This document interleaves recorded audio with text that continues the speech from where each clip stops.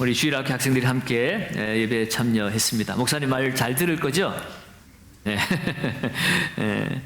우리 친구들 학교에서 혼자 다른 길을 가야 했던 때가 있지는 않습니까? 그 다른 길이라는 것이 친구들은 다 게임하고 또 몰래 컨닝도 하고 그렇게 할 때에 나는 하나님 앞에서 바르게 살고 싶어서 남들이 다 하는 나쁜 일, 부정적인 일, 그것을 나는 안 하고자 했던 그런 기억들이 여러분들에게 있습니까? 있어요. 그런 일을 할 때 우리가 어떤 생각이 듭니까?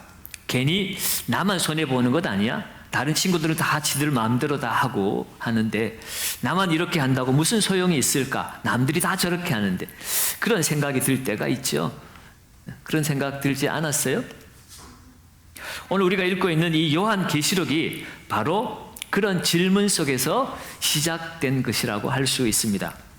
이 요한계시록이 기록된 초대 교회의 성도들은 로마 제국의 큰 핍박, 박해를 받았습니다.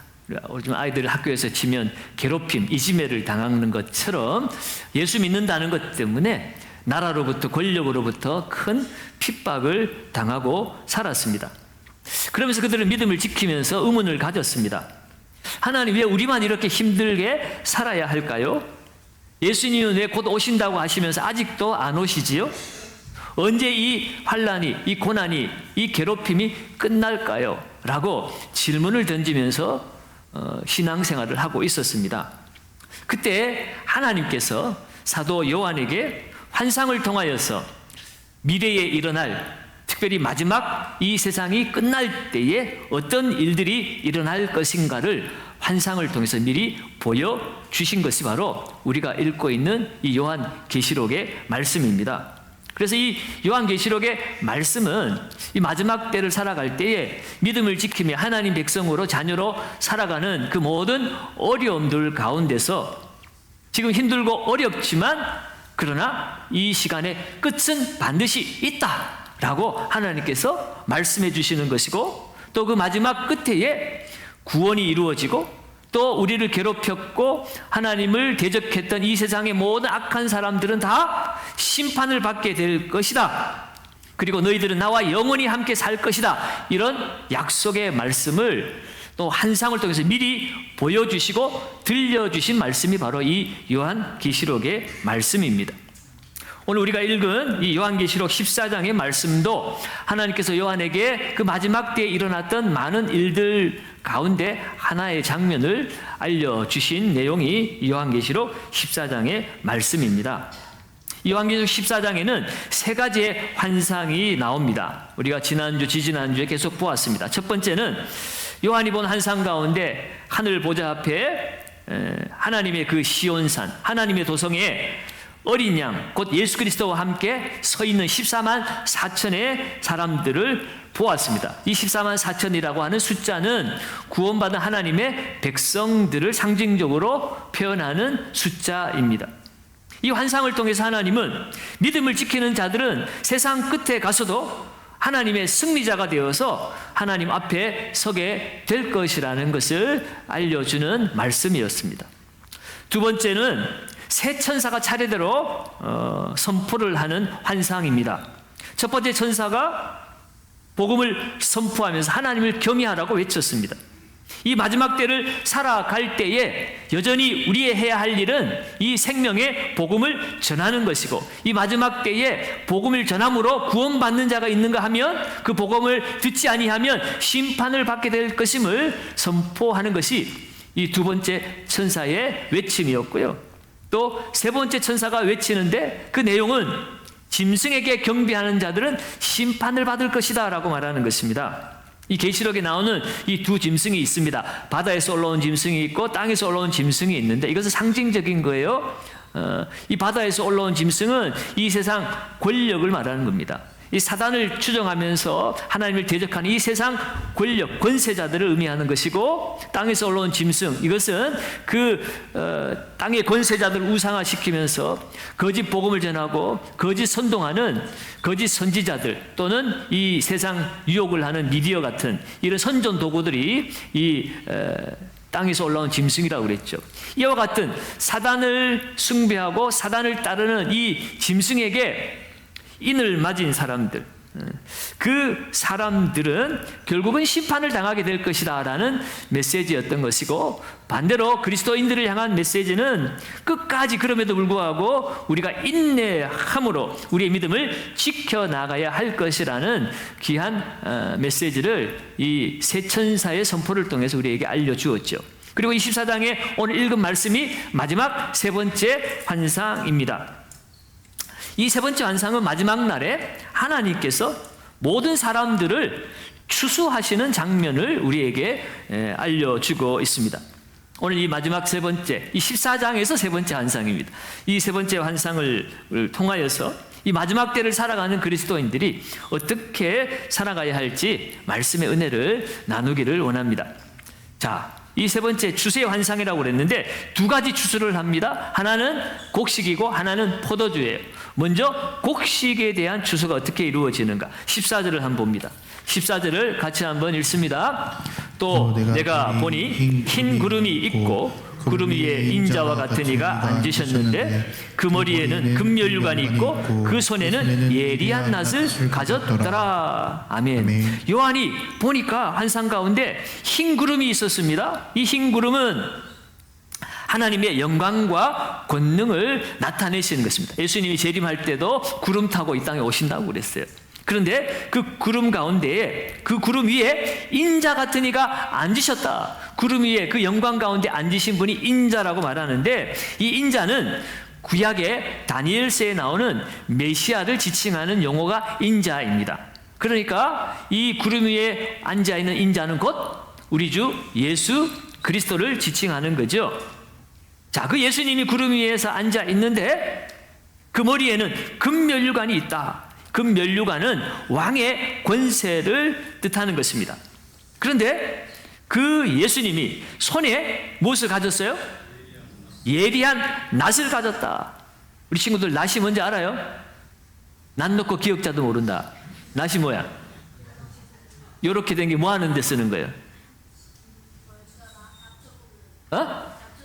잡초 베는 거. 그래. 잡초도 베지만 지금은 막 트랙터로 기계로 이렇게 막 추수를 하지만, 잡초도 베지만 낫으로 벼를 베는 거, 벼나 곡식, 밀이나 이런 것을 낫으로 잘라서 그것을 탈곡을 해서 그렇게 해서 쌀이 나오고 빵이 나오고 하는 거야.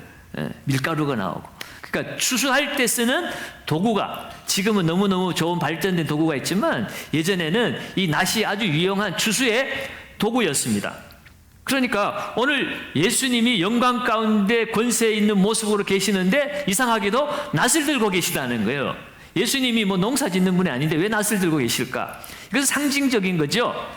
예수님이 추수를 하신다는 거예요. 마지막 때에 마치 추수 때에 농부가 익은 곡식을 그 배는 낫을 들고 추수하려고 하고 있는 그 모습이 오늘 이 마지막 추수의 환상이라는 거죠. 자, 이렇게 예수님께서 낫을 들고 영광 가운데 계시는데 오늘 15절 말씀을 보니까 한 천사가 하나님의 성전에서 나와서 예수님께 이렇게 아뢰입니다. 15절도 우리 같이 한번 읽어봅니다. 또 다른 천사가 성전으로부터 나와 구름 위에 앉은 이를 향하여 큰 음성으로 외쳐 이르되 당신의 낫을 휘둘러 거두소서. 땅의 곡식이 다 익어 거둘 때가 이르렀음이니이다 하니. 한 천사가 성전에서 나와서 말하기를 낫을 휘둘러 거두시기 바랍니다. 곡식이 다 익었습니다. 곡식이 다 익으면 가을에 그 낫을 베어서 그 곡식을 추수를 하는 것처럼 오늘 이 천사가 예수님께 이 세상에 곡식이 다 익어 거둘 때가 이르렀으니까 그 낫을 휘두르세요라고 이렇게 외치고 있는 것입니다. 이 천사의 외침은 이 마지막에 구원의 하나님의 계획이 이제 다 이르렀다는 것, 마침내 구원이 완성될 때가 되었다는 것을 선포하고 있는 말씀입니다.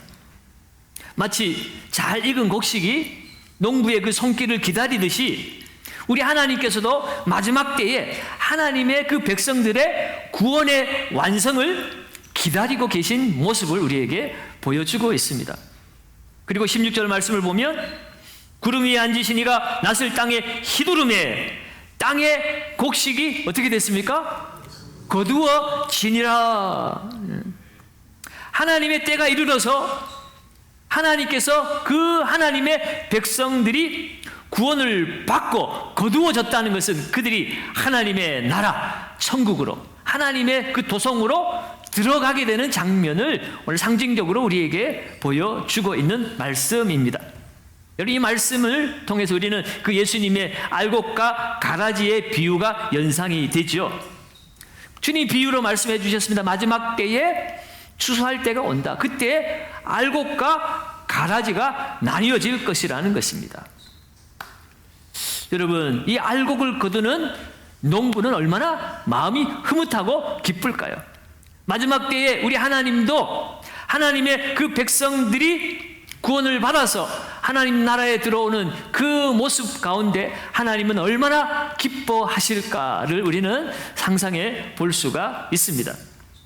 여러분, 그 마지막 때에 추수가 되어지는 구원을 받는 그 알곡들, 곡식들이 누구일까요? 바로 여러분들인 거예요. 여러분들. 예수 믿고 그 믿음을 지키고 예수님 말씀 따라 서로 사랑하고 말씀 따라 순종하며 살아가는 그 하나님의 백성들이 마지막 때에 하나님이 거두시는 알곡이 되어서 하나님의 그 영광의 나라로 들어가게 되고 그 하나님의 기쁨을 함께 누리게 되는 것을 오늘 우리에게 보여주고 있습니다. 그런데 중요한 것은요, 이 곡식이 하루아침에 자라는 것은 아니죠. 봄에 씨를 뿌리고 물을 주고 밭을 갈고 잡초를 뽑고 뭐 약도 치고 그런 과정을 통하여 마지막에 그 곡식이 잘 익어서 추수하게 되어지는 것입니다. 마찬가지로 오늘 우리가 하나님이 거두시는 알곡이 되기 위해서는 그 알곡이 되는 과정이 또한 우리에게도 필요하다는 거죠. 우리의 작은 순종들이 쌓이고 작은 결단들이 모여서 그 시간 속에서 우리들이 점점 익어가게 되어지는 겁니다. 하나님께서는 저와 여러분들이 하루하루 어떻게 익어가고 있는지를 우리 하나님은 다 보고 계십니다. 그리고 그 마지막 순간에 하나님은 익은 곡식을 기쁨으로 거두어서 하나님의 나라에 들이시게 되어지는 거죠. 어떤 학생이 친구들 다 스마트폰을 쥐고 게임하고 아까 말씀드린 것처럼 시험 보를 때 부정행위를 하고 할 때에도 그 친구는 하나님 앞에 부끄럽지 않게 살려고 혼자 다른 길을 선택을 했습니다.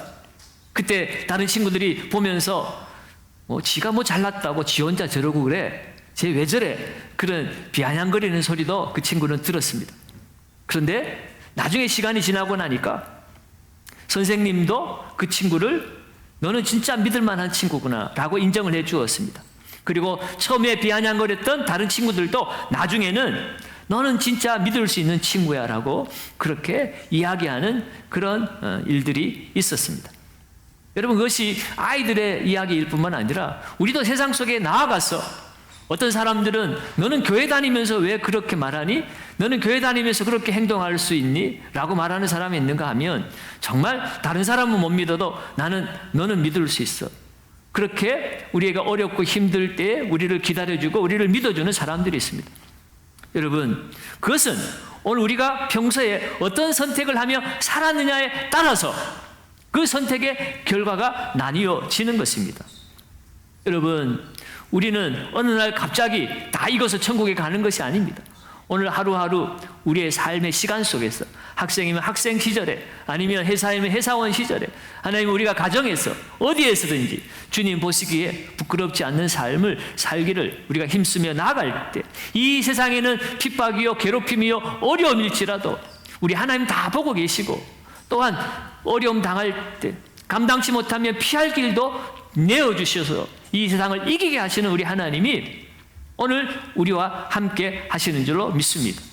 그 하나님 의지할 때 우리도 잘 익은 곡식처럼 우리는 점점 아름답게 익어가게 될 줄로 믿습니다. 우리 사랑하면 인사합시다. 잘 익어가시기 바랍니다. 아름답게 익어가시기 바랍니다. 네. 자, 이렇게 곡식도 추수가 되었지만 오늘 본문 속에서는 포도를 거두는 것도 나옵니다. 그 17절부터 나오는 말씀이에요.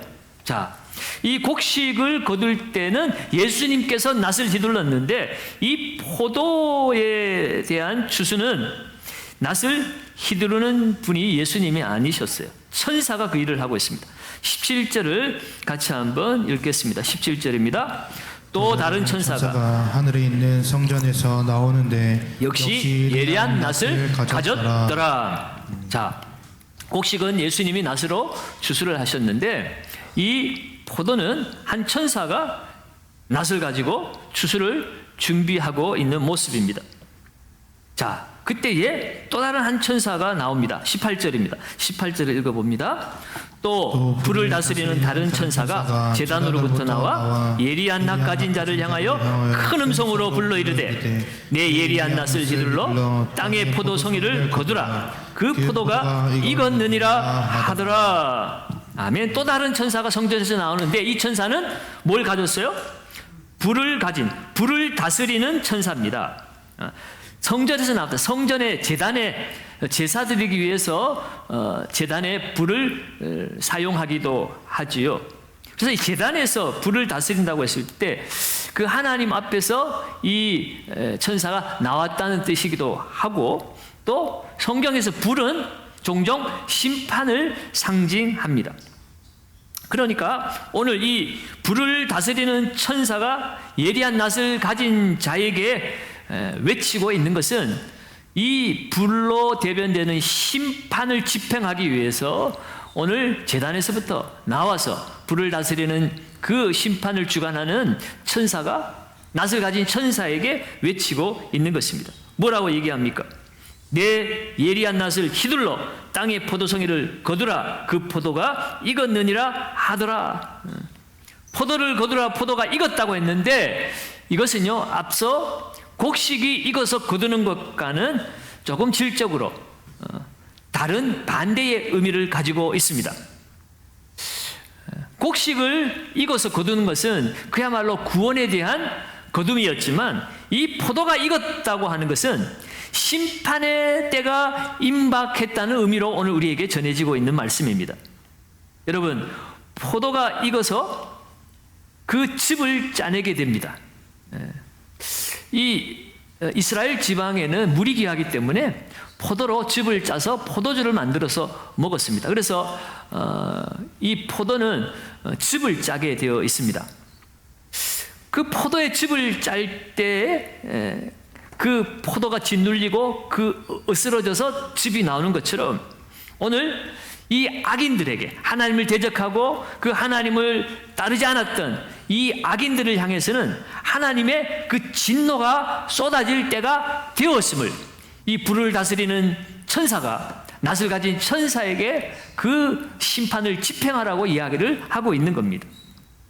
자, 포도주가 즙을 짜낼 때는 어디로 들어갑니까? 그 포도 짜내는 그 틀 안으로 들어갈 수밖에 없어요. 그것이 오늘 19절에 나와 있습니다. 19절 말씀을 읽어봅니다. 천사가 낫을 땅에 휘둘러 땅에 포도를 거두어 하나님의 진노의 큰 포도주 틀에 던지매. 아멘. 포도를 낫으로 거두어 가지고 하나님의 진노의 큰 포도주 틀에다가 이 포도를 거둔 것을 다 던졌다라고 이야기를 합니다. 이것은 악인들에 대한 하나님의 준엄한 심판이 이루어지고 있는 것을 상징적으로 보여주는 말씀이에요. 포도주 틀에 들어간 포도는 짓밟히게 되어 있습니다. 그리고 엇이겨져서 으깨어져 가지고 즙이 흘러나오게 되지요. 마찬가지로 마지막 때에는 하나님의 진노가 악인들에게 쏟아지게 되는 것을 말씀하고 있는 것입니다. 그 진노가 어떻게 쏟아지는지 20절 말씀은 이렇게 상징적으로 표현합니다. 20절을 읽습니다. 성 밖에서 그 틀이 밟히니 틀에서 피가 나서 말굴레까지 닿았고 1600 스타디온에 퍼졌더라. 아멘. 포도주 틀이 성 밖에서 이제 밟히기 시작하자 그 틀에서 즙이 나오는데 즙이 아니고 피라고 이야기를 하고 있습니다. 심판을 이야기하고 있는 거죠. 피를 흘리는 것을 이야기하고 있습니다. 그런데 그 피가 말굴레까지 닿았다라고 얘기합니다. 여기서 말굴레라고 하는 것은 말의 재갈을 말하는 거예요. 그 말 재갈에까지 이 즙이 닿았다. 그만큼 이 피가 그 진노의 그 즙이 피가 쌓였다는 것입니다. 그만큼 차고 넘치고 있다는 거예요. 그리고 그것이 높이로는 말굴레까지 이렇게 높은 같이 올라왔고 넓이로는 1600 스타디온에 퍼졌더라라고 이야기를 합니다. 이 스타디온이라고 하는 이 말은 고대 그리스에서 달리기를 하잖아요. 그 달리기 할 때 그 경주 구간이 이 한 스타디온이라고 말합니다. 그래서 이 지금의 미터로 환산을 하면 이 1스타디온은 192m가 된다고 그래요. 그러니까 오늘 이 포도가 틀에서 짜여졌는데 거기서 나온 피가 1600 스타디온에 퍼졌더라고 하는 것은 환산을 해보면 30만 7,200m가 되니까 키로로 하면 무려 300km 정도나 되는 엄청난 거리에까지 말 그 재갈의 높이까지 그렇게 가득 채워져서 이 피가 퍼져갔다라고 이야기를 하고 있습니다. 이러한 묘사는 하나님의 심판이 얼마나 철저하고 광범위하게 이루어질 것인지를 극적으로 보여주는 단면입니다. 마치 노아 홍수 때 온 세계가 다 물에 잠겼던 것처럼 하나님의 진노는 이렇게 이 세상 모든 악을 휩쓸어 버릴 정도로 하나님의 진노가 가득하다라는 것을 이렇게 말굴레까지 그리고 300km 이르기까지 그 피가 엄청나게 퍼져 가고 있다라는 모습으로 우리에게 상징적으로 말씀해 주고 있는 거죠. 오늘 이 추수의 환상은 우리에게 두 가지의 측면을 우리에게 동시에 보여주고 있습니다. 하나는 곡식의 추수를 통해서 하나님의 구원이 마지막 때에 하나님의 기쁨 가운데 이루어지고 있는 모습과 동시에 하나님을 대적한 불의한 자들, 악한 자들이 하나님의 그 진노를 받아서 그 포도주 틀에서 던져져서 짓밟히게 되는 하나님의 심판이 이루어지는 그러한 모습을 오늘 우리에게 보여주고 있습니다. 오늘 이러한 마지막 때에 일어날 이 두 가지의 모습을 우리가 미리 보았습니다. 그렇다면 이 마지막 때를 우리가 어떻게 살아야 할 것인가도 우리는 분명히 결단해야 할 것이죠. 마지막 때는 반드시 옵니다. 우리의 개인의 인생도 영원히 살 수 없어요. 우리 친구들 아직도 나이가 어린데 이런 말을 해서 대단히 미안한데 여러분들도 때가 되면 이 세상을 떠나야 돼. 죽어야 돼. 영원히 못 살아요. 우리는 우리 인생의 마지막 종말이 있습니다. 그리고 이 세상에도 종말이 찾아옵니다.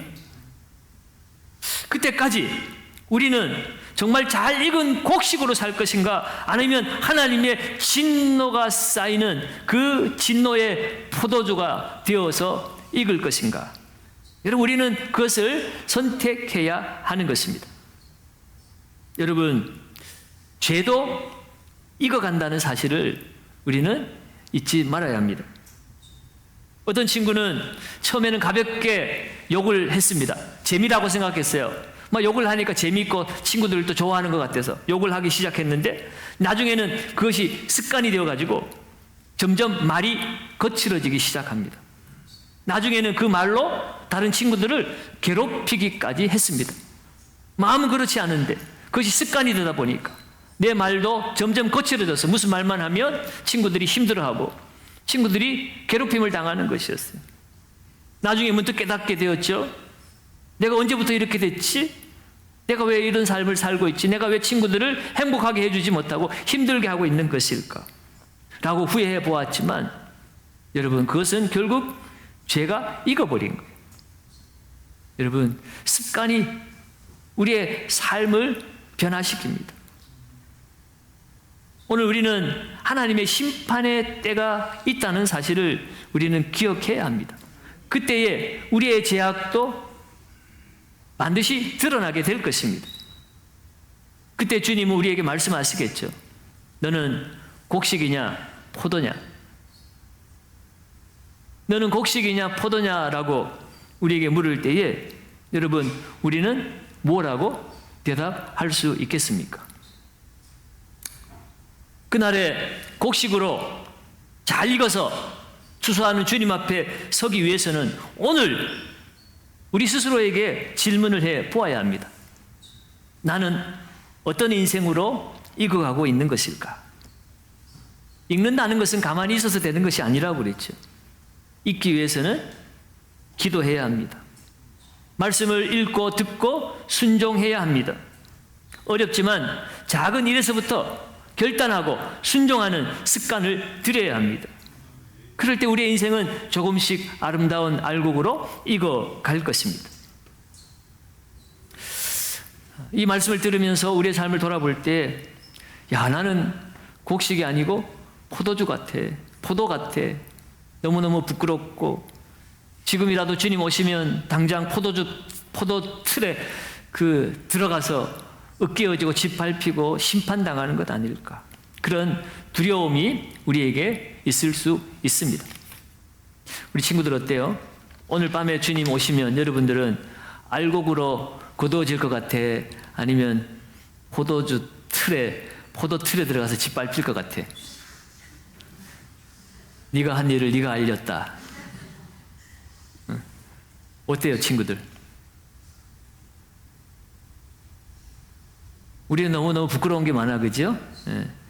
목사님도 모르고 엄마 아빠도 모르고 친구도 모르는 부끄러운 죄악들도 우리 안에 많이 있습니다. 오늘 밤에 주님 오시면 나는 곡식이 되기보다는 진노의 포도가 되어서 그 심판의 틀에 들어가서 으깨어지고 짓밟혀지는 것 아닐까.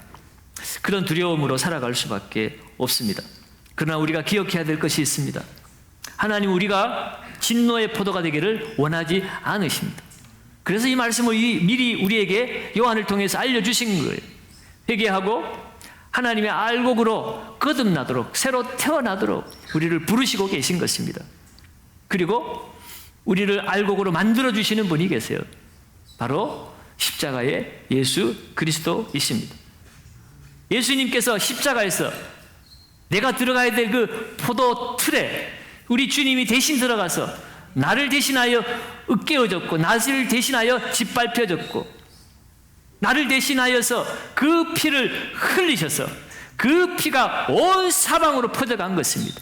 그래서 그 피로 말미암아 우리의 죄가 사함을 받고 깨끗하게 되어져서 우리는 심판의 길로 나아가는 자들이 아니라 하나님의 구원의 길로 나아가는 자들입니다.